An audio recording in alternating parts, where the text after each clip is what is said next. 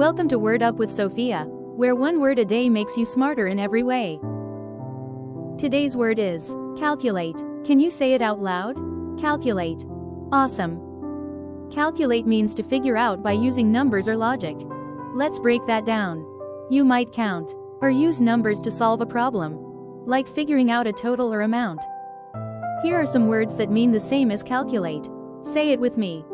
Figure, compute, estimate, work out, add up, solve, measure. And here are words that mean the opposite of calculate.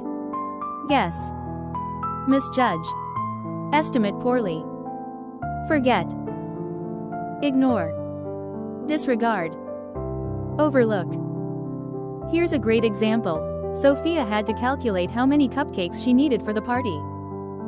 Let's review. Calculate means to figure out by using numbers or logic. Synonyms: figure, compute, estimate, work out, add up, solve, measure. Antonyms: guess, misjudge, estimate poorly, forget, ignore, disregard, overlook. Use the word calculate in a sentence today.